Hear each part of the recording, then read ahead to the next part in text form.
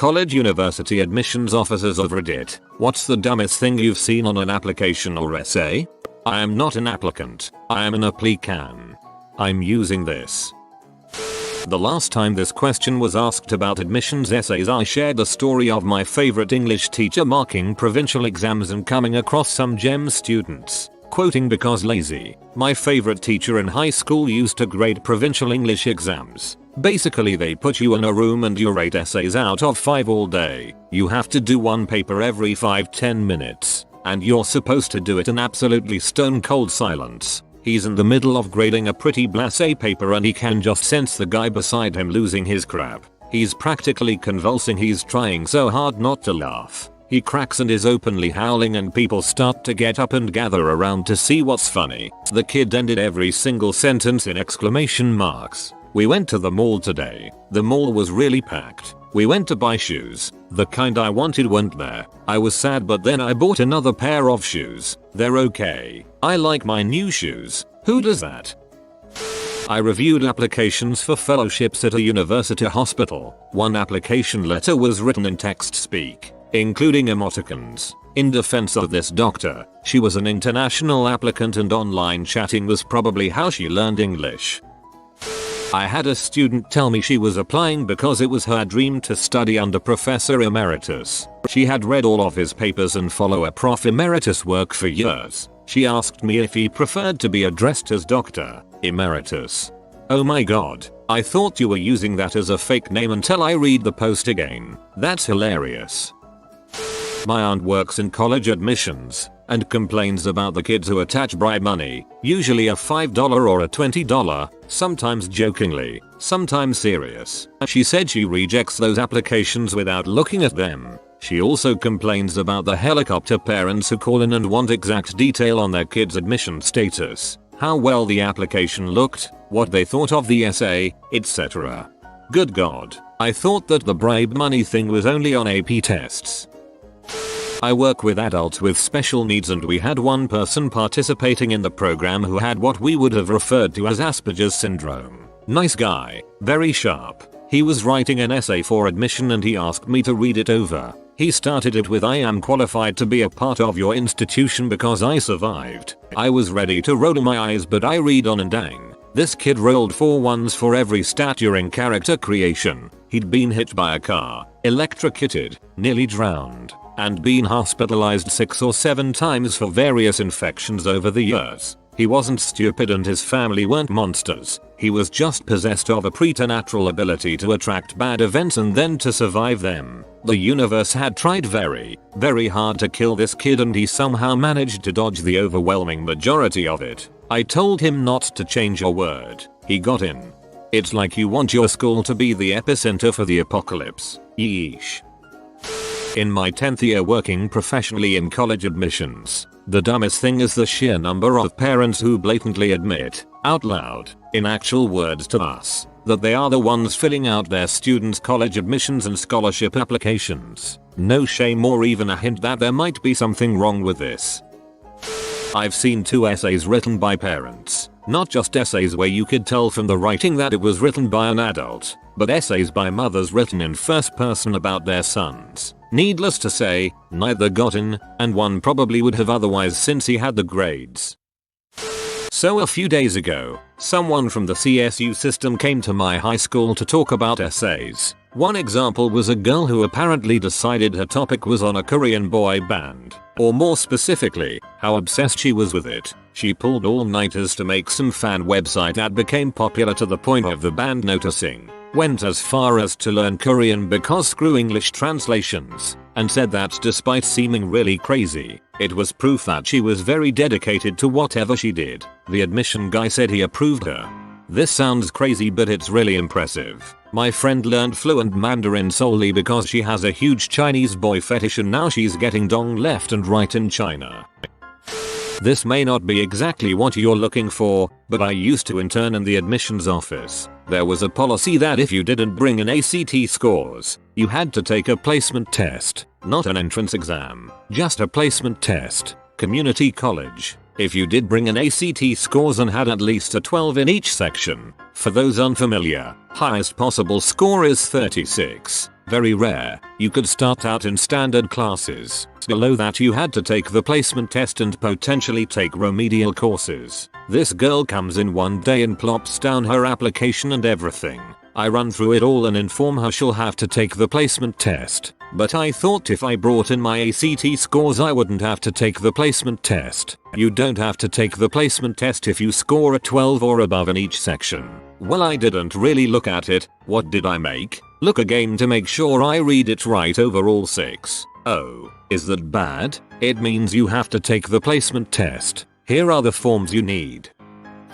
I used to be an administrator in an admissions office and would read applications before passing them on to the people who make the actual decisions. My favorites included someone's personal statement that said I think so far outside the box. There is no box. The person that included a copy of their pleasure boat driving license. The Prince of Maths who included a 45 minutes DVD of himself solving equations interspersed with dance routines. The guy that submitted his personal statement showing the track changes, including comments such as they can never say no to you and summon the tiger within. And the many people who offered me bribes despite explaining until I was blue in the face that I had no effect on the decision. And also it was illegal. The Prince of Maths who included a 45 minutes DVD of himself solving equations interspersed with dance routines. Heck, that might be YouTube gold. I worked at a university that did not require admissions essays unless they were specifically asked for. This meant you were waitlisted, for example, or something worrying stood out on your application. The rest of the essays were only read by the data entry crew. One student had an extremely large amount of absences in his/her high school career and was asked to explain why. The student said she had an intense fear of worms, and because she walked to school, was unable to attend when it had recently rained, as the sidewalks would be covered in worms. It is an unusual explanation, but specific phobia can cause irrational avoidance behavior. As an admission counselor, I see a lot of dumb essays. I get more frustrated with dumb emails asking questions that are easily answered on the website. Do you have a nursing program number? No, we don't. But the essays that most people are referencing here are not dumb but memorable, which are the ones that get you accepted. Compelling essays, even about complex theft, cilantro, beans, arrests. Once I read an essay about a student's arrest, the actual arrest, not the crime, are the ones that get acceptance letters. Do you realize how many thousands of essays we read each year? If it sticks out, we'll advocate for you when it comes to committee time.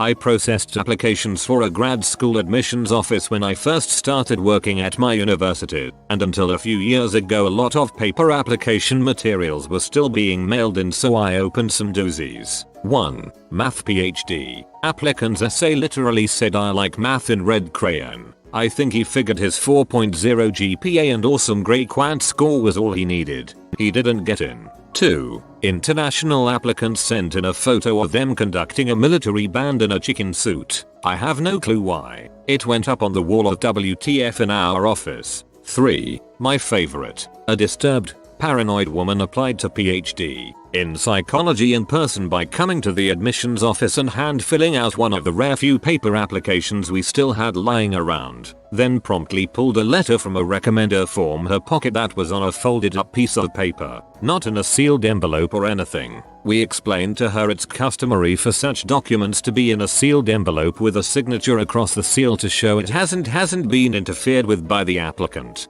She demanded an envelope, which she shoved the letter in, licked, sealed, then wrote her name across the seam. She came by a handful of times after that to hand deliver documents for her application as she didn't trust the US Postal Service and said it would deliberately lose her letters because the government doesn't want people of her race to get higher education. My favorite was when a letter of recommendation arrived for her, this time in the mail in a sealed envelope sent by the recommender himself. It said, and I quote, "The only way X should be admitted to the graduate program in psychology is as a patient." The recommender was a pastor, and when she finally received her inevitable rejection from the psych program, she mailed the graduate school an itemized bill for her application and grey fees, gas for all her trips to the university, and stamps for things she never mailed us through the racist USPS, because she wanted us to reimburse her.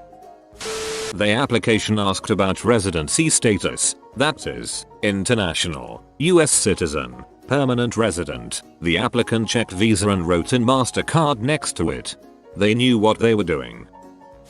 The reasons that I have for wishing to go to Harvard are several. I feel that Harvard can give me a better background and a better liberal education than any other university. I have always wanted to go there, as I have felt that it is not just another college, but is a university with something definite to offer. Then too, I would like to go to the same college as my father. To be a Harvard man is an enviable distinction, and one that I sincerely hope I shall attain. The 23rd of April, 1935, John F. Kennedy. My friend wrote one about how he invented penicillin. He got accepted. Crap, I should write one about how I invented MRSA. Qualifications or certifications. I'm ordained and can marry people in Minnesota. Turns out he wasn't fricking with us. Seen a few years back when I was still working for admissions. I got into my selective college based on my essay and ACT score because my HS grades were crap. Anyway, my essay was called Romancing the Secretary and it was about all the school secretaries I knew growing up and going through school. I was a weird kid with a host of issues, so I spent a lot of time in the school offices, getting to know the secretaries. They were lovely women who got to know me and protected me from bullies and some of the teachers who hated me. Whenever I couldn't deal with class or was having a bad time, I'd go see the secretaries and they'd cheer me up, excuse me from class, and make me feel like a valued human being instead of like a worthless piece of crap. I didn't really have friends in high school, but I had the secretaries and also the janitors, and they protected me and kept me sane. They were the only people to ever acknowledge my birthdays or even sign my ebooks. I met the guy who read my essay and he said it made him cry, cause he was the weird kid once. 2. He said he put my application on the top of the stack and knew that I had to go to that college, because he knew I would find my people there, and sure enough I did. My essay was so awful that my principal got mad at me for disrespecting the school. You have to post it now. I had a student who never had their application matched up with their other materials, test scores, transcripts, etc., because the social security numbers didn't match. That's because their mother had filled out the application and written in her SSN instead.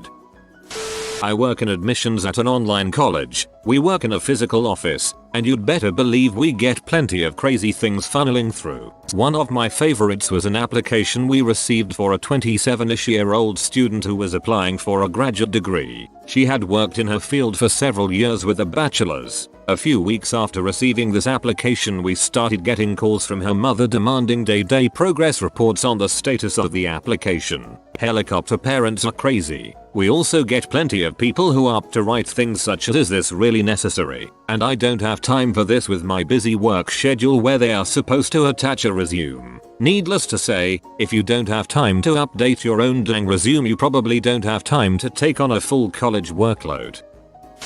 The writing prompt for my top choice college when I applied was, "What would you do with an industrial-sized jar of mustard?"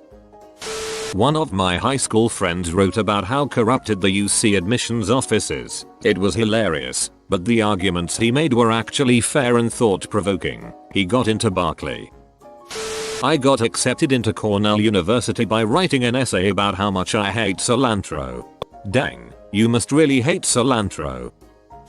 I apparently dropped several curse words in a scholarship essay. The award covered about 50% of tuition every semester. I was accepted, and was later told while some of the reviewers were offended, "We appreciated your honesty. Always proofread, y'all." I definitely online submitted an essay to a prof where I forgot to change the file name from duckthuswillcraplanet.doc. Oh well. My sister wrote her MIT essay about how she games a large department store's pricing inconsistencies to turn a profit, buy on sale, return at regular price, etc. She had a pretty complicated system going. She essentially wrote about how she steals from department stores. She got in. She also discussed the ethics of it, and at the time we were pretty poor, but yet. For my essay for the University of Chicago, I explained that I really didn't feel like writing an essay about anything they asked me to write about, and so I was just going to write short answers instead. I then wrote really sarcastic answers to each of them, and didn't even answer one. I got in. That's genius. I could see how they would love it though if it were well done. Basically as long as you're a good writer and it's well done you can do whatever. But it's a big risk, and I'm not that clever or skilled of a writer, so I've been sticking to the prompts and playing it safe. Let's see where I get in. I go to Rice and my entire Common App essay was about Lisa Simpson. Married men of Reddit, what was that dumb thing you did during your dating phase that you can't believe your wife ended up overlooking? I get very nervous around women that are into me, and especially when I know she's watching me do something, even something trivial. On an early date, we went to the local shop to pick up some things for a picnic, including some gum. I was thinking really hard and aware that I was being watched. I had this: money on the counter, gum in your mouth, money on the counter, gum in your mouth. Easy. Suffice to say, when I put the gum on the counter and the €2 coin in my mouth, the cashier was baffled and my girlfriend, now wife, was crying with laughter. Turned her down when she suggested we go on a date. Read as, I'm super awkward. I was working for Starbucks, she was a regular customer. I was new in town and noticed her a couple times. She was a regular customer and we got to some small talk, chatting about places to eat. She said there's an amazing taco place down the road, we should go sometime. I misheard her, thinking she said you should go sometime. I replied with I'll definitely check it out. I handed her a drink and she left very awkwardly. She was back in the next day and, against all odds, I was able to clear up the misunderstanding and I wrote my number on her Starbucks cup. We went to that taco place for our first date and she was right. It was amazing. 3 years married and 2 kids later. Really glad she saw through my awkwardness. I forgot her name once when introducing her to a friend. This was maybe a month into our relationship. I was all like, hey, and by the way, this is my girlfriend. I have ADD, and every now and then my brain pulls a stunt like this. My mom was the same. As kids we'd get called by the name of one of our dogs now and then. I thought it was hilarious. My sister not so much. Not my story, but my parents. Some backstory. My dad has a brother who's only a couple years older. Growing up, they'd commonly try to steal food off each other's plates just to be buttholes to each other. This was remedied by plate guarding and defensive maneuvers with utensils if hands got too close. On my parents' first date, my mom reached for something to try off my dad's plate and he instinctively stabbed her hand with his fork. Drew blood and everything. He was obviously mortified. Glad my mom was crazy enough to keep dating, marry, and procreate with a fork stabber.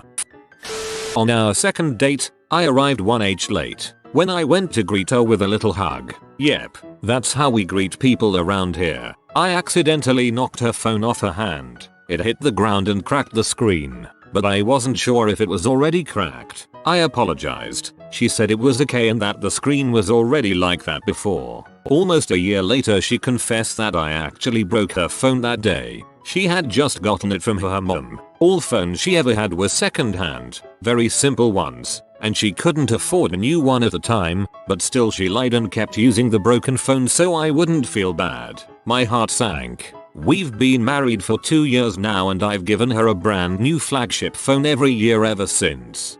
True consumerist love. Sent from my iPhone 11.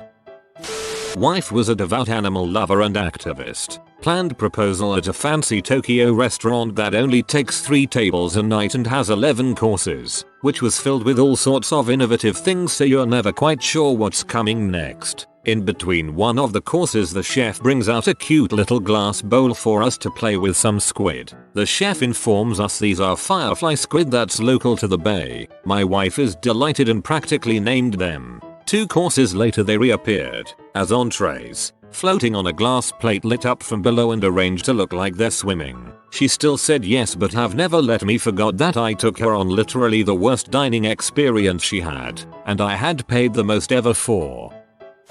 Played Weird Al CDs non-stop for a 6-hour car trip to the beach. She didn't ditch me but haven't been allowed to play Weird Al in her presence for the past 24 years. Got tickets to see him this year on our anniversary and knew better than to ask her to join me so I took a couple of my kids that appreciate the finer things in life. Best anniversary gift ever. Great show. Soon to be wife here. When we first met, it was during an introduction class or something like that. He kept kissing the titches butt and talking wah too much and just being kind of a show off. I wanted to punch him in the face. Come to find out he's in almost all my classes, and for lunch a couple of girls and I decided to go to McDonald's. He invited himself. I was annoyed. 2 months into our relationship he confessed that he saw me and was intrigued and wanted to get to know me, so he did everything to get my attention. He's an extrovert. I'm an introvert. I'm surprised he managed to actually get my attention. We've been together for 10 years, getting married on the 23rd of September. On my first date with my wife, we got to talking about tattoos. I have a rule that if I have an idea for a tattoo, I sit on it for a while to see if I really would still want it. I mentioned this to her and explained how glad I am that I do this because otherwise I'd be covered in Tool, the band, tattoos or some other dumb crap. She rolled up her sleeve to show me that she had the lyrics to one of their songs tattooed across her arm. Well, you did tell her you liked the band and wanted to tattoo them on your body at some point. That's way better than having to show your Tool lyric tattoo to someone who doesn't even know the band. 5 years ago, after dating for 2 weeks, I accepted a job offer on another continent. I told her we didn't know each other well enough for me to pass up an opportunity like that, and if it was meant to be, it would work itself out. Well, it was meant to be and we got married this spring. We had a couple great dates and things were looking promising. Then I got super busy at work and didn't contact her for about 3.5 weeks without giving her a heads up. She decided to move during this time. After things calmed down at work, I text her again. We worked things long distance and finally got married. She reminds me that I didn't ask her out again for a very long time, every few months. My husband kept calling me by the name of his previous girlfriend on our first date. I finally told him to give her a call because they clearly had unfinished business to talk about. He did, and she reminded him why he was happy to have her out of his life. And he never called me by her name again. 40 years later and it seems to have worked out in my favor. Nicely handled. My husband broke my thumb one night when we were slightly tipsy. Horseplay got too rough and I think, drunk memory, he slammed my hand against something. We both heard the pop and I went to tears. Holy crap, that must have been one heck of an awkward night. Not the married man, but on probably our 3rd or 4th date, my man mixed our soups. I got a watermelon gazpacho, a cold soup, and he got a seafood bisque. I am a sharer, so we both tasted and didn't love mine, but we loved his. After the tasting, he boldly yet nervously states, "Mine is so great, I got this while pouring our 2 soups into one." It was the worst lukewarm thing I've ever tasted. 5 years later and we've never mixed soups again. Too risky. This would make me believe my date was some sort of psychopath. There's no reason that even 2 good soups of similar theme should be mixed. It defeats the entire freaking purpose of ordering a specific soup.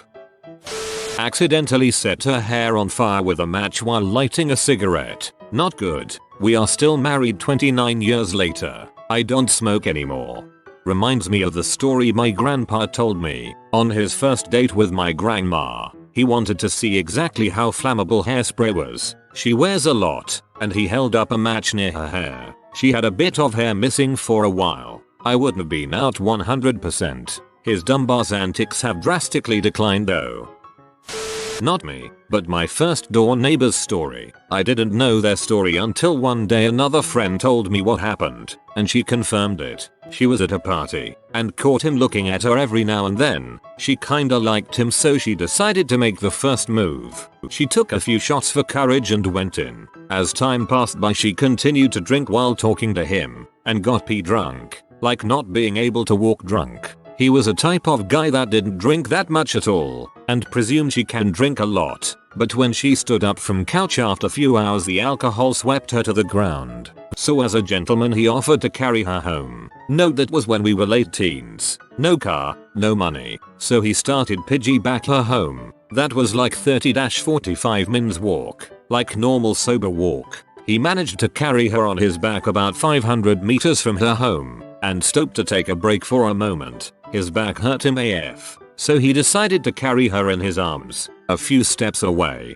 and he notices very unpleasant smell. Since he isn't from our parts and it was rural area, he asked, barely conscious, her, "What is that fricking stink?" She just mumbled, "I shat my pants." then proceeded to pass out in his arms, only coming back to mumble, "Frick sorry," and passing out again. So what guy does? He brings her home and lies her on floor, since he was afraid of messing up her bed or couch, and left home. But, few moments after he comes back, wakes her up and asks would she mind if he helped her shower, since she can't sleep 8hl shut up, mostly because it's not hygienic, safe, and her whole house and everything would smell. She agreed, and after he bathed her she asked him to sleep in her bed, in case she needed him. So one time I asked Guy how the frick did he got over that. He said they clicked at the first glance, and he just felt that he needs to take care of her because he took responsibility to bring her home all right. And if she said no to bathing he would back off, but then won't be with her,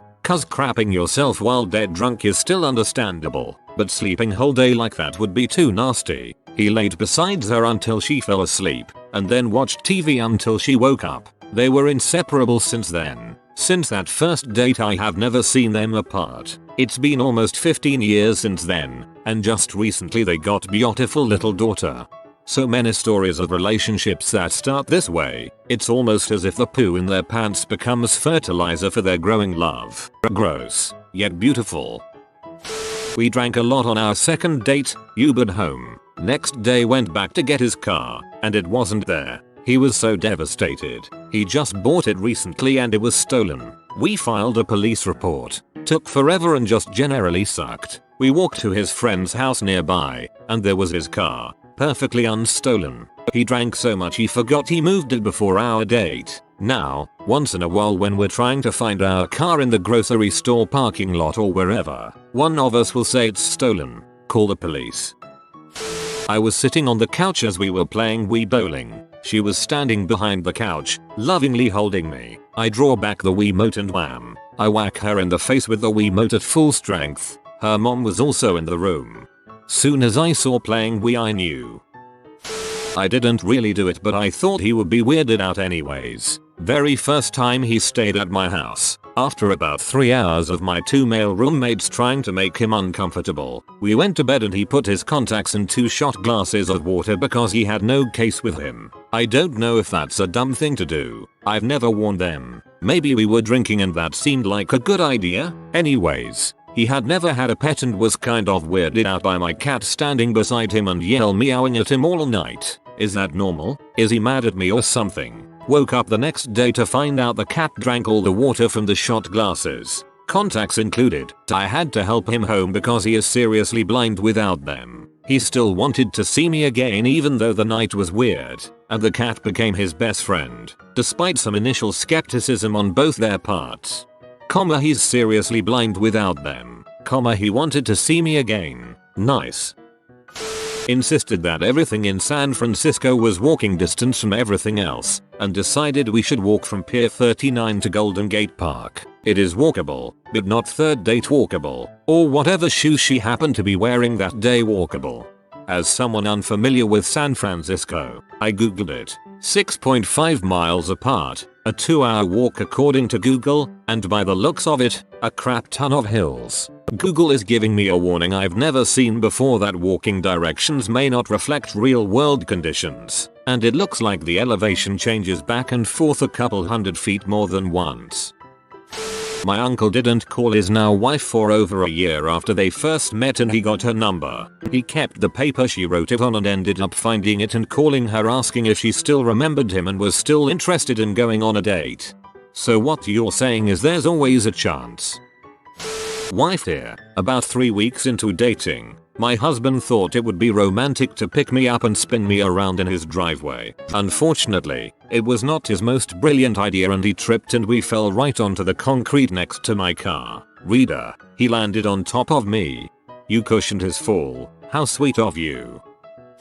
I can tell you for him. We were leaving his new apartment. Keep in mind we've been dating for a short amount of time. We haven't been through a lot of firsts yet. His apartment was on the back of the building so we had to walk through a small passage to get to the other side in order to leave. Imagine this passage is slightly shadowed but the light shoots through it so it creates this romantic silhouette. As we left his apartment and walked into this passage area he grabs my hand and pulls me towards himself. I'm thinking he is going to put my hand around his waist. How romantic, locks my hand on his butt and loudly farts. It was a very brave move for a new couple. We've been married for 13 years now. Given the amount of fart-related stories, I'm beginning to suspect that flatulence is actually a human mating call. Wife here. It's about 3 weeks into dating. My husband invited me to a house party at his best friend's place. We were playing beer pong, having fun. The other team is up. They toss the ball. I lean forward to try to block it. My now husband extends his hand out in front of me at the same time, catching the ball but at the same time hitting me in the eye and somehow pulling out 3/4 of my eyelashes. He felt terrible about it and tried to burn off his eyelashes in drunken sympathy. He hates when I bring it up, but I think it is the funniest story. She was about to sneeze and she was sitting half on my lap, so I kinda thought she was gonna sneeze on me and I DK what I was thinking, but I put my hand up to block her sneeze, except I had a glass in my hand and I blocked her own hand from covering her sneeze, and instead she slammed her face into my glass. Married 6 years now. She still has all her teeth. I made myself a burger for dinner before heading over to her place to hang out. Unfortunately, I'm not the best cook and left a little too much pink in that burger. While we were at her house, I bet her I could fit through the doggy door and crawled right through. Then she immediately closed it behind me and we raced to the front door. She won and she locked it. Now at this exact moment my bowels decided they had enough of that burger from earlier and I felt my stomach cramp. Luckily I held it all in and ran back to the back door with my cheeks clenched and starting knocking desperately in the door. She was laughing at first, but when she saw my face go suddenly serious and I said very calmly, "I need you to open the door now please." She unlocked the door and asked if I was okay. I told her to stay downstairs and turn the TV up loud. She agreed but was very confused. So I ran upstairs and then had one of the most violent shoots of my whole life. I thought the worst was behind me until I went to wipe. And of course no TP. So she took my instructions really well, and when I yelled to her, texted her, and called her, I got no answer. After probably like 10 missed calls she finally answered and I asked her to bring me some TP and leave outside the door and try not to breathe on the way upstairs. She was great about it and immediately started making fun of me when I came back downstairs. Now quite a few years later, a couple kids and cat, she's still making fun of me. Man, I was so expecting this story to end with you getting stuck in the doggy door and crapping your pants. We were taking a shower together and she was soaping up while I was under the hot water rinsing off, and she slipped and instead of helping her I pulled away, thinking for some reason that I'd already rinsed off and didn't want to get soapy. Thank God she caught herself on the shower curtain and didn't get hurt. She was not happy. My explanation of my faulty thinking didn't help at all either. We laugh about it now, but it took some serious smoothing over at the time. Oh yay, it's not like you are in the shower and can't just rinse again. I know what my husband would say, because I still tease him to this day. We had been dating for 2 weeks and were spooning on his futon, watching a movie. Out of nowhere he says, "I'm really sorry, I can't hold it in anymore," and rips a huge fart. My husband was a very clean, tight-knit, prudish kind of guy, so I couldn't help but let out the biggest laugh while he turned about as red as his beard. Little late to the party, but here's my story. When we had only been dating a month or so, my then boyfriend went to pick me up, I assume, and accidentally threw my head through the ceiling and gave me a concussion. He's 6 feet 8 inches and just really misjudged the distance. I also had a hard time getting used to his height and very regularly kneed him in the balls for about 2 years while cuddling, so I think we're even. We've been together 6 years now and proud to say we haven't injured each other in about 4. My first GF did that almost every time we cuddled too, but she was a sweetheart so it was alright. I had just started a job working with her and, unbeknownst to me at the time, her mom and I did not get along. My move was, "What's up with that thick B? Insert name." She said, "Oh, I'll tell my mom you said hi." I was dead. But hey, we are married 16 years so.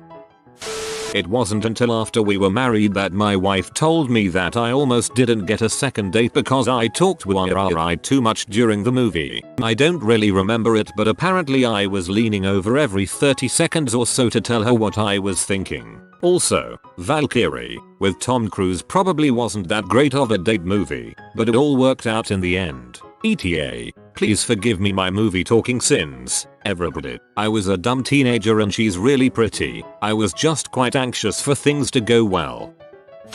First date with my wife. End of the night I went to kiss her on the cheek being all sweet and crap. She thought I was leaning in for a hug and leaned in too. As she leaned in I turned my head and instead of her cheek I kissed her neck. Turned super red and embarrassed then goodbye and almost pushed her out of the door at my apartment. I immediately texted her sorry as well and she laughed. 3 years into marriage she apparently didn't care. On our first dinner date, my husband ordered a crap ton of food to show me his favorites at an Indian restaurant and forgot his wallet at home and only discovered doing so when the check had arrived. Cleared me out well over $100 and he was absolutely mortified. But we've been married for near 2 years so. My card got declined on the first lunch date we went on. The bill was less than $20. I was freaking mortified. 15 years married now. When we were dating, my husband and I were holding hands when he had to cough. Instead of letting go of my hand and covering his mouth, he continued to hold on, brought it up to his mouth and coughed into my hand. It was a dry cough. If it was anything more I would have run. My girlfriend did this to me and is still horrified whenever I catch her about to do it again. I didn't ask her for her number the first time we hung out, knowing I may never see her again. My brother got it and I later got it from him. She had an Xbox and staying the night. She woke up to me playing some arcade hockey game and providing commentary of goal. Smile goalie. Told my then boyfriend at the time that I wanted to have sex for the first time and he made me wait until his Magic the Gathering tournament was over. I decided to not shave for a few months since I was going to be serving in the jungles of Ecuador and wanted to be a wild man. As it turns out, a thick, blonde neck but isn't very attractive. We met our first day of high school so there are many. My least, her family's, favorite is when I left her messages. This was before cell phones and her parents owned a business. They set their voicemail in a business manner in that you dial 1 for father, 2 for mother and so on. I found out later it was practice for their office line and that this line went to the same recording. No matter what, I left so many messages of call me ramblings. They were on vacation. Her 4 siblings and her parents listened to it all on speaker in a van. We kept it secret for years. Until we didn't. It's never stopped. I got fairly intoxicated and decided to tie a towel around my shoulders while completely naked and run in front of her on FaceTime screaming look at my dangle. Yes, but she does remember you. When I kneeled to propose I landed on a sharp rock and we had to go to the ER because it lodged in my kneecap. Everything. Just, really everything. Our first kiss is the one that sticks out in my mind. We kissed and right as we kissed some air moves in my throat. Sounded like a burp but it wasn't. It seemed like I burped right into her mouth and I was mortified. She now knows it wasn't a burp, but at the time, not so much. I'm such a lucky fool and had some big blunders early while learning who I am and who she is. I'm lucky someone so wonderful saw past the stupid young person I was. I hate those esophagus gurgles. My wife and I get them. I get gut gurgles like that, too. Sounds like a fart, but it's just my stomach moving around. Transitioning from that uncomfortable to the comfortable phase, I was sitting across the room while she did homework. I farted pretty loudly and she looked me in the eyes and fired back. Luckily I had another in the chamber and asserted my dominance, to my surprise which she matched for a second time, but even louder. Having this all happen in a span of 2 seconds and thinking it was pretty funny, I tried to top her by forcing one more out to reign supreme. Well, let's just say it wasn't a fart I forced out. One of her favorite stories to tell close friends and family. We've been married for going on 4 years though, so I'll guess it all worked out for me. TLDR, crap yourself in front of potential mates if you wanna get married. No guts no glory. I'm the wife. Probably a year into us dating we fought about something neither of us can remember now. To make up for it he went and bought us both dessert which was a sweet gesture. Of course he went and did it right after dinner, so I was still full and said I would shower and eat it when I finished my shower. Well, when I was in the shower he decided for some godforsaken reason to eat the dessert he bought for me. after eating his own serving of it. Everyone who has heard the story is very surprised our relationship lasted after that night. I did bring it up in my vows as an example of how I'll love him even when it's not the easiest thing to do. When we were first dating, my husband had a massive night out drinking. I was trialing some antidepressant medication and was a ball of anxiety. Barely slept all night. I woke up to texts from him saying he had grabbed some bacon and egg rolls for breakfast but was locked out. I got up and found him passed out in my doorway and he'd eaten both rolls. Sucker. I once spear tackled my then girlfriend out of misplaced enthusiasm in high school. I was excited to see her and handled it as badly as was possible. It was in front of a bunch of our friends and I ended up knocking the wind out of her and making her cry. That was about 17 years ago, and we're still together. I also licked my plate at a fancy restaurant because the salad dressing was so good. She still brings that one up every few years. Edit. My most upvoted comment ever is me recounting my most shameful relationship fails. The internet is weird. Plate lickers unite. So, basically you're man puppy. The night I met my husband, he stared at me while I was sleeping. For 4 hours straight. It's been 3 years. He still stares at me until I scold him for it. Then he waits until he thinks I won't notice and starts staring again. I love him to the moon and back, even though he'd sure as heck stare at me the entire trip. My GF does this all the time. Although flattering, it's still pretty creepy to wake up to. What was the dumbest assignment you were given in school? In my 8th grade English class we had a South African teacher who really wanted to teach art instead. We read maybe 2 books the entire years, but we made about 15 paintings related to books we read on our own. Right before winter break, she told us we would each be writing a 50-page fiction book over the next month and a half, including the break. We had to make a proposal and summary of our story and present it to the class for a grade. Barely anyone worked on their book over the break, which really peed the teacher off. I started writing my book 10 days before it was due. At one point I wrote 20 pages in a day, but usually did 4-6 pages a day. Naturally, my book was flailing nonsense mostly lifted from Magic, The Gathering lore, and it kind of just ended at a certain point, but I spent a crapload of time working on it, so whatever. The assignment was brutal for an 8th grader, especially coupled with other homework, so I was just happy with writing the full 50 pages. When we turned our books in, one of my friends told me he only wrote 20 pages of actual content and the rest was random words strung together, and another friend only wrote 25 pages. I was pretty proud of myself for legitimately trying. Then, our teacher had us sell our books to her by wearing dress clothes and pitching our stories to her. We received 3 grades for that, but she didn't even grade us on the actual books or even read them. My friends who bullshitted the assignment made the same grades as me. I could have given her 50 pages of Greeking and gotten the same grade. It was the most fruitless freaking thing I've ever done, and she didn't even give us the books back. No matter how many times our parents asked, it was without a doubt the worst assignment I've ever done, and nothing else has even come close. That hurts my feels.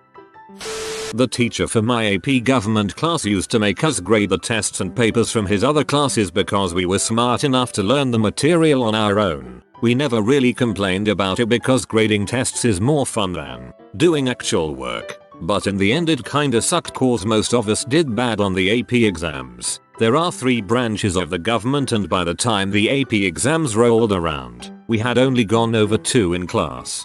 Sounds like a super crappy teacher. In Spanish class we had to write a haiku in English. This is Spanish class. We should be learning Spanish. Teach fricking Spanish.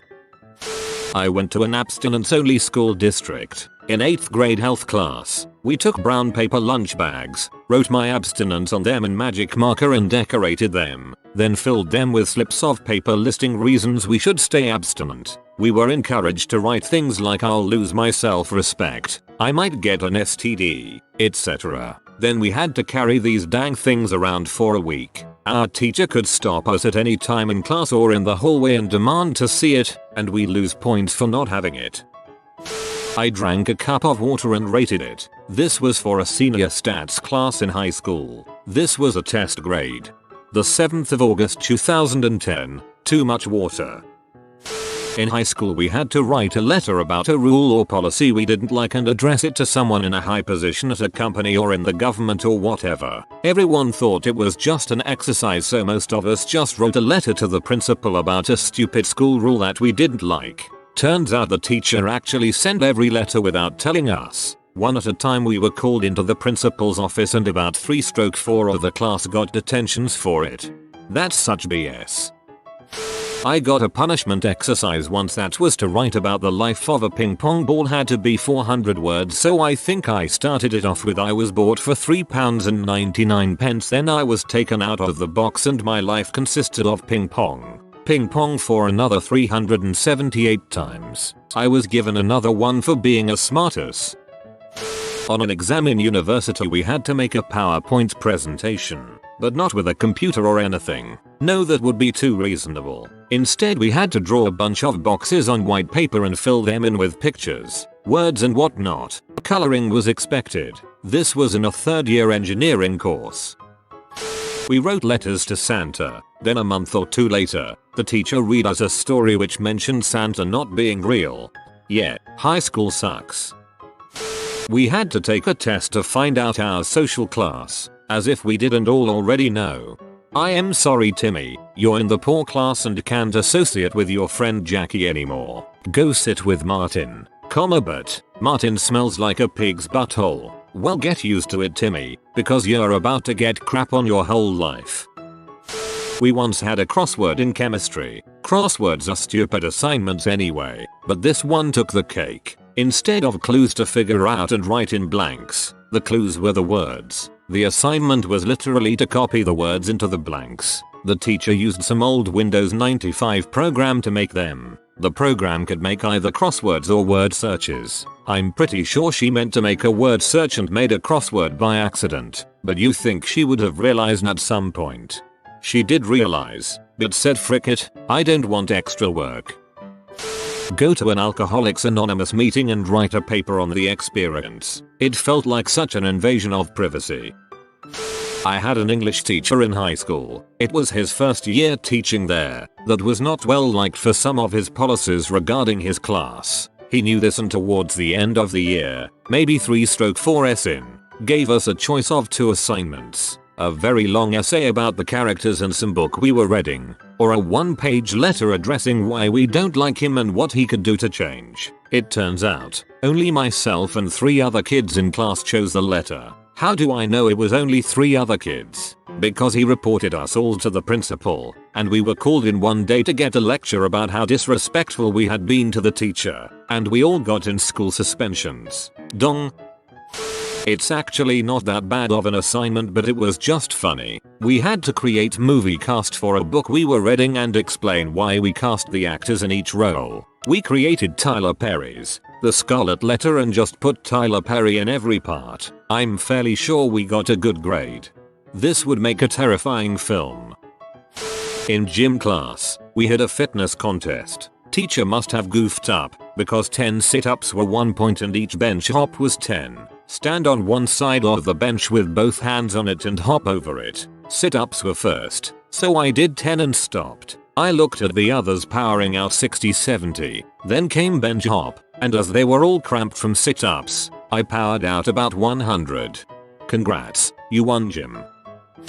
My biology teacher during my senior year wanted us to collect all these plant samples in winter on the west coast of Canada. Yeah, about 75% of the plants she assigned us weren't blooming at all during this time. To be fair, she was from South Africa. But honestly, maybe research the area before assigning a project like that. It's impossible to find dandelions and maple leaves when it's freaking January. You can't find maple leaves during the playoffs either unless you work on a golf course. 3rd grade. Create something that serves a purpose but has never been invented before. For those wondering, I wrapped a coat hanger around a handheld fan and put an ice cream cone in it. Never got to do much field testing, but I'm pretty sure it melted just as quickly. Faster, convection being a thing and all that. The one where they test if you read the test over before answering. First question was to read everything carefully. Last was telling you to not answer any of them middle questions. I got it every year of elementary school for some stupid reason. 2.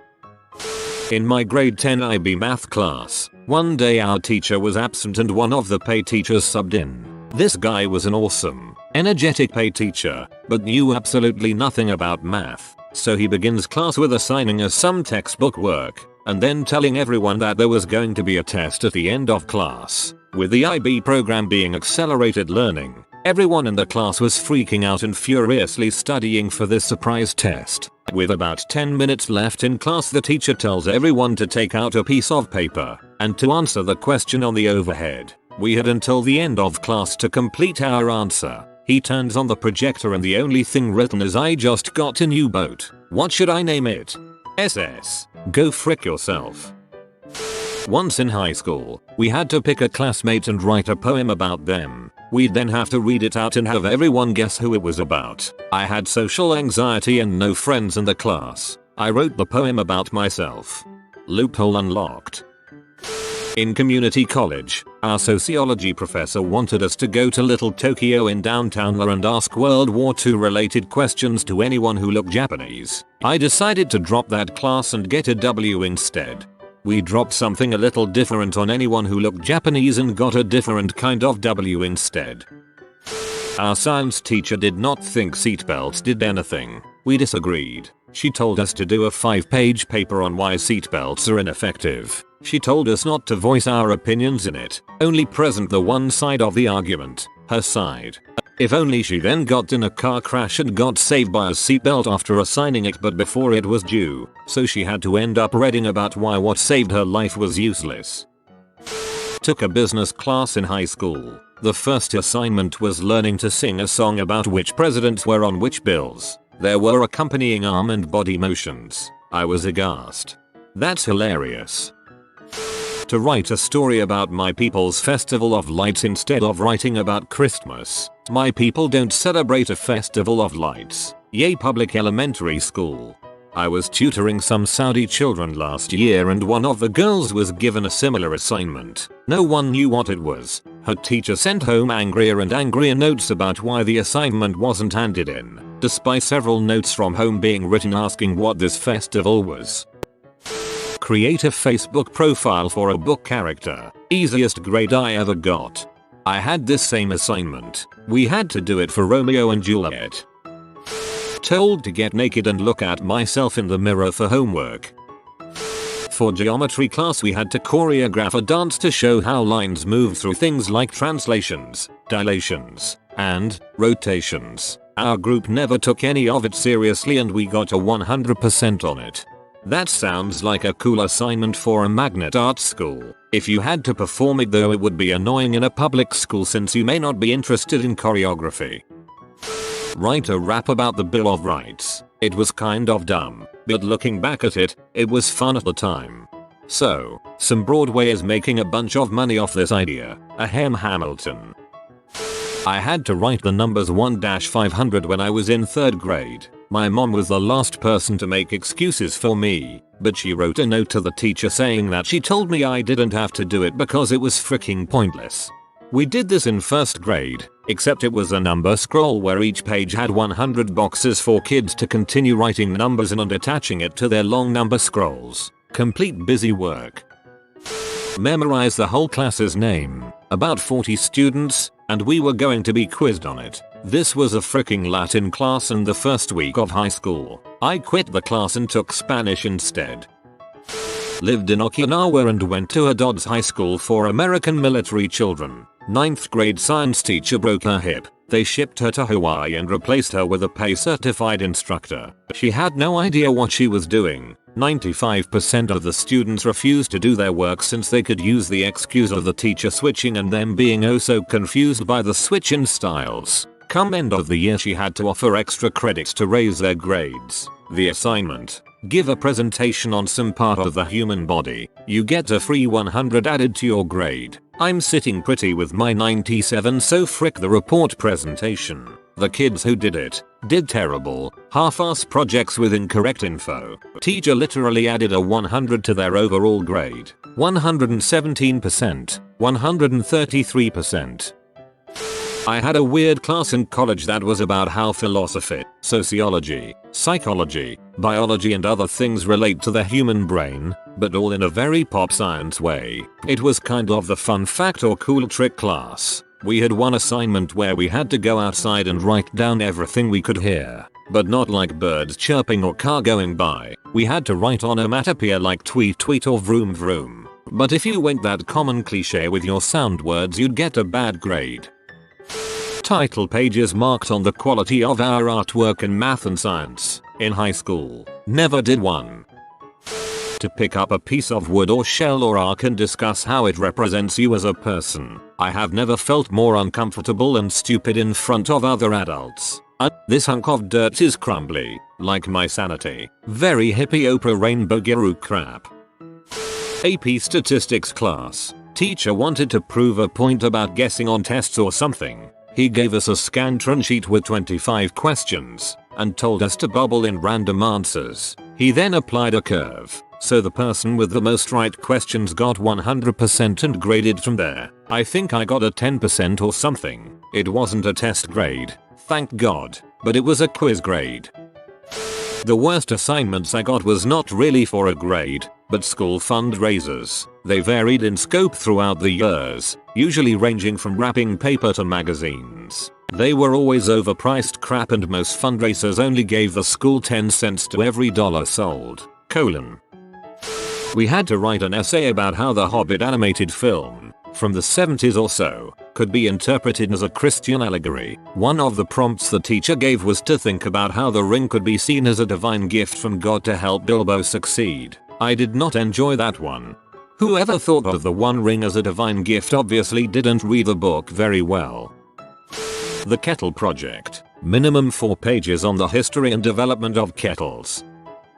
In HS, I had a permanent substitute for our geometry class. It was evident that she had no clue how to teach geometry or even do the math. This is just one of the bogus assignments. Write 5 math quotes from Stand and Deliver. She was such a bad teacher that she influenced me to become a math teacher. 7 years later, I am having students take interest in scientific and mathematical discussions and learning in a very high need area. I couldn't be any happier. Learning English. We had to write all irregular verbs with alphabet soup. I refused to do it and turned out just fine. Hope you still pose the class. In my first year of university we took a test worth 25% of our grade that was so filled with errors that it was borderline incomprehensible. Multiple choice questions with answer options from a different question. True or false questions like, how long ago approximately did we separate from chimpanzees? There were 90 students in an exam hall writing this test. The supervisors did their best. It ended up being bell curved 23% upwards because the average grade was 45%. I recently had to take notes on a paragraph, then use my notes to write a paragraph about the topic of the notes. So I was made to rewrite a paragraph over the course of 2 days. Our 9th grade English teacher told us a long, rambling story about his father's life, then assigned us all to write a page-long essay on how his father was a hero. I had to make a website for a high school class in 1999. That wasn't a stupid assignment, but the way it was graded was, I was a nerd and I created a website on my personal server. The problem is that the entire thing was written in PHP. I turned it in along with a copy of the source code and I got an F because it wasn't in HTML and the teacher didn't understand it. Freaking website was basically an e-commerce site with a shopping cart and everything. Pisses me off just thinking about it. I have had to do Cell City 3 times. Basically, draw something that can be an analogy for a cell and then within it draw things that could be considered to be analogies for individual organelles. Mind-numbingly easy, incredibly boring, and completely uninformative. My friend did a MLab for that assignment. Got a 95. In junior high, I had a teacher that wouldn't let us go to lunch until everyone laughed for 2 minutes straight. If she saw someone not laughing, she started the clock over again. Finally, we were allowed to go to lunch 10 minutes late after lots of forced hangry laughter from pedo 14-year-olds. Lawyers, public defenders of Reddit. What is the dumbest case you have ever had to argue? Client was charged with violating his probation by failing to provide a drug screen. His defense: he tried so hard he sharted, so it's not like he chose to not give a screen. 30-some-odd-year-old man testifying to that in court, straight-faced, that I had to duck behind the podium to stop laughing. If he took a crap, you must acquit. I represented a guy who asked Chick-fil-A if they would donate anything as a giveaway for a car show he was running. They agree and hand him like 300 free chicken sandwich coupons. The thing is, there was no car show. The guy just convinced them there was and pocketed all the coupons. For those wondering, this is theft by deception. Chick-fil-A is theoretically out like $4 per sandwich. Chick-fil-A doesn't sue, they just tell the cops and they take care of the rest. I didn't handle final disposition, but he'd have gotten probation. Dude beat off in the library. The librarian saw him. They collected his semen from the carpet and the DNA matched. There was a video. We went to trial. Client hired accountant. Accountant did work.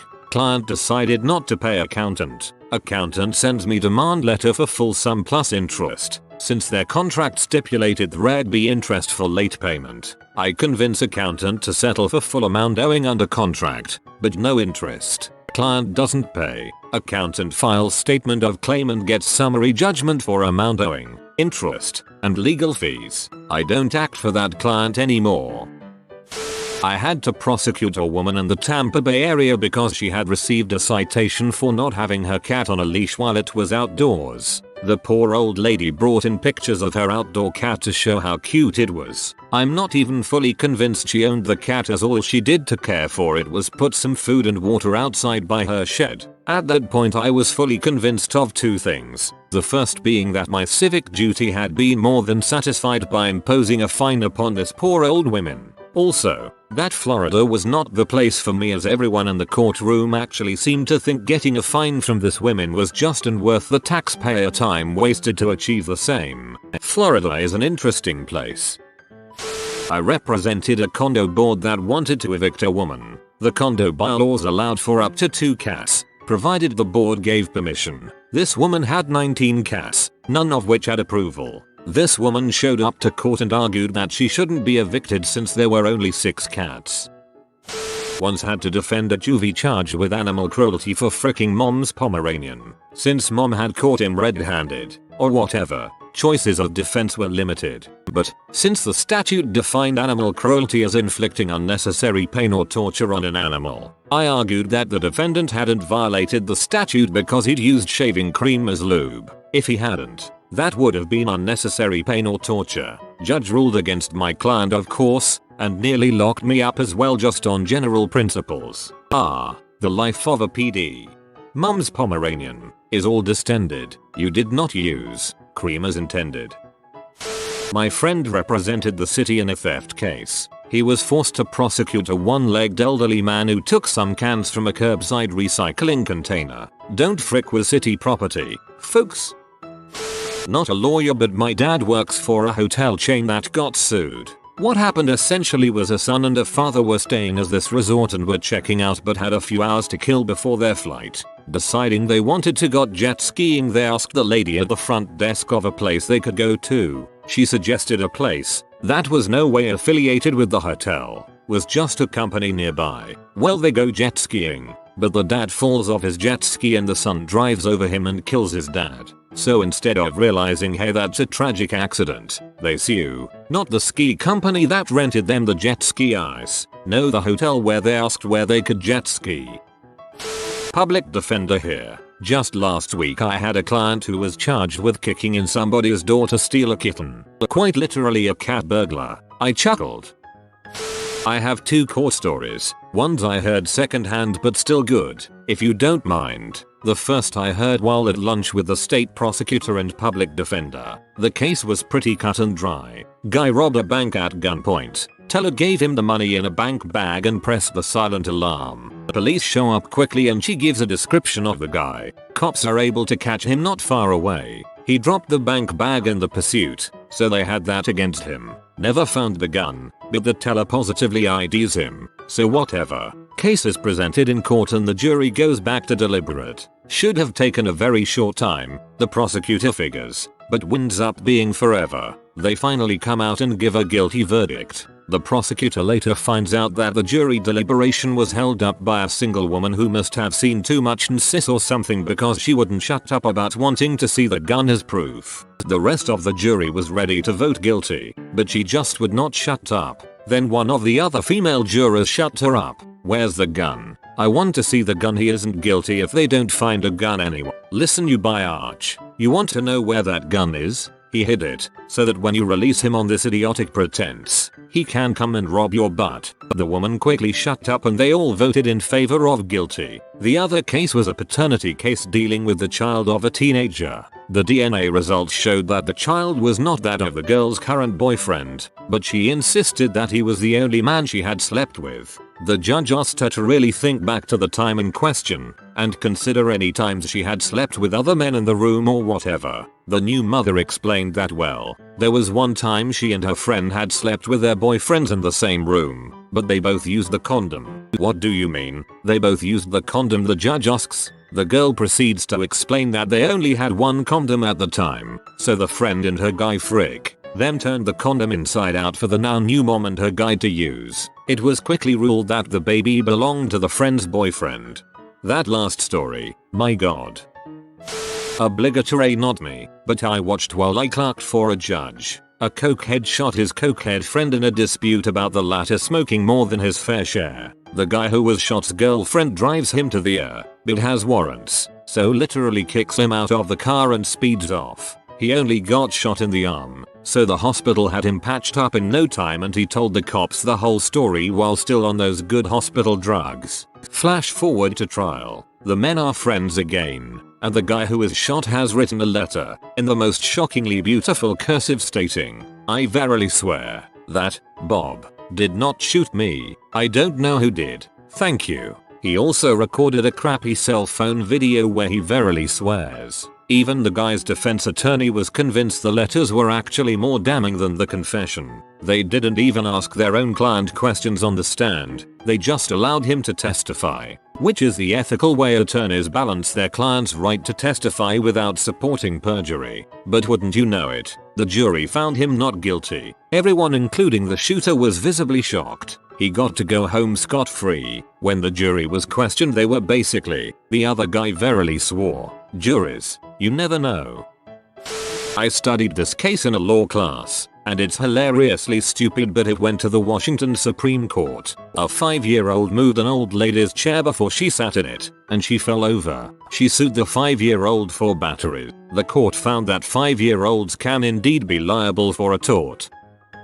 I defended a conversion case, essentially a civil theft allegation, where the parties were fighting over possession of a giant collection of Lord of the Rings memorabilia, like tens of thousands of dollars worth. I know those books backwards and forwards. I occasionally worked lines into the pleadings. It would have been intolerable not to. My favorite was "Oft evil will shall evil ma."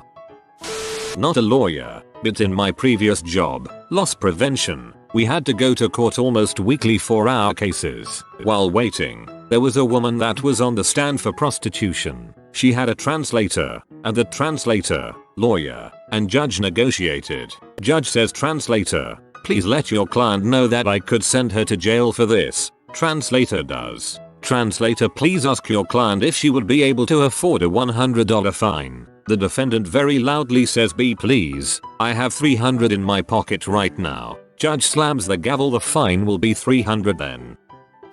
Father is a personal injury attorney. Heard this story from a circle of his friends. Woman, driving at night, ends up running over a drunk in the middle of the road. Turns out the drunk is rich. Woman decides to sue his estate for the injuries sustained to her neck when her car went over his body.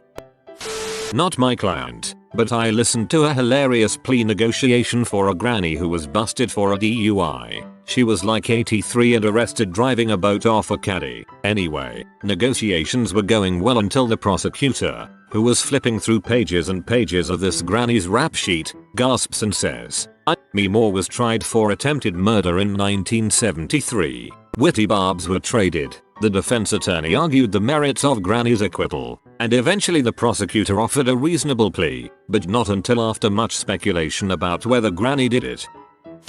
This isn't from the lawyer's point of view but the defendant's. My dad isn't a doctor. He had a patient come in with an eye infection. Since he is not an ophthalmologist, he could not diagnose or treat a disease of the eye. He gives the lady some eye drops to help with the pain and tells her to go see an eye doc ASAP to get the infection actually treated. BTW, he sent her home with written instructions too. So lady goes home and never sees the eye doctor. Infection gets worse. She ends up needing a cornea transplant because she's a freaking idiot. Then she sues my dad for malpractice and somehow freaking won. Luckily my dad's malpractice insurance covered it, but JFC. The kicker is that malpractice suits in my state have a time limit to file. Hers was filed right before the time limit expired, because that's how long it took for her to find a lawyer to take the case. Not me, but a friend's dad was a public defender for a drug dealer and they had freaking video with audio of the deal going down that the guy still wanted to go to court. I have no idea why. After sitting on a jury, I have little to no faith that any jury trial will end in the obvious and rational verdict. Not lawyer but family self-defended, so kinda. My grandparents sold their house. Right on closing day, the buyers called them up and told them they were withholding $30,000 from the sale price because my grandparents had left holes in the walls from paintings and such, removed trees and plants from the backyard and removed an entertainment unit, which was specifically listed as not included in the sale documents. Literally wasted 6 months of our lives defending ourselves. Gave my grandma an ulcer from the stress and they lost in the end and were forced to pay for pain and suffering and whatnots. They literally had zero ground to stand on. We think that they were assuming that most people couldn't afford to be out $25,000 and potential legal fees when they had just bought a new home, but my grandparents were downsizing and not in the mood to be fricked with. My grandpa defended himself and man oh man, he is scary as crap to be questioned by as a grandfather, let alone on a witness stand. Apparently the wife of the buying couple almost cried when questioned by him. The judge later complimented his legal abilities. Haha. The neighbor testified that no plants had been taken, and that the buyers had basically tried to coerce him into not testifying that the holes in the walls were tiny as crap and to be expected, and the wall unit BS was just the craziest, being that it was literally listed in the sale as not included. It wasn't built in but looked like it. The sad thing is my grandma literally cleaned the house spotless, like she already has a house clean enough to eat off the floors, and left them a welcome gift basket. They're such freaking nice people, and two buttholes decided they could be easily fricked with. People who try to take advantage of the elderly are among the worst kinds of scum. Every time I do an eviction, me, did you pay the rent? Tenant, no. M, why not? T, X, Y, and Z are wrong with the unit. M, okay, did you tell the landlord or put anything in writing? T, no. This is mostly because I work in law and we have professional tenants. They know I'll never be able to track them down to get payment after I evict them. They also know they can extend their free stay by making the case go to court. Solicitor I did work experience with had a pretty dumb case. Client was prosecuted for using a hidden camera to take inappropriate photos of women. He was let go from his job when a co-worker read the entire story in a newspaper and showed his boss, who chose to fire the client as the company had many female workers who would be uncomfortable working with him. Client even has to move house to a new area because of the publicity. Client then tries to sue his old employer for wrongful termination. He lost. I charged a defendant with introduction of contraband in a jail. He was arrested on a separate warrant and smuggled them inside his butt to pass the time behind bars. Deputies located him strung out in his cell, and his excuse was that a group of scary men burst into his cell with the drugs and forced him to get high. Cameras easily disproved it. Ghost duress defense. Works every time. Not me, but when I lived overseas with the military I decided to sit in on a trial. Because why not? The trial was about a guy who bought TVs on base, which are somewhat cheaper because of no taxes. and used them for a private business of his off base, which was a mixture of an American breakfast restaurant in the morning and a Buffalo Wild Wings in the afternoon and evenings with a trivia and sports games. Anyways, living in East Asia at the time, it was nice to get a slice of home. Apparently, buying stuff on base and using it off base for a profit is counted as black marketing because he was exploiting the advantages of the exchange on base department store. He ending up being convicted, and the TVs he bought with his own money were confiscated and the people that took them weren't too gentle with the wiring. The owner eventually had to close the restaurant because the TV gimmick was what really drew in business. Real shame.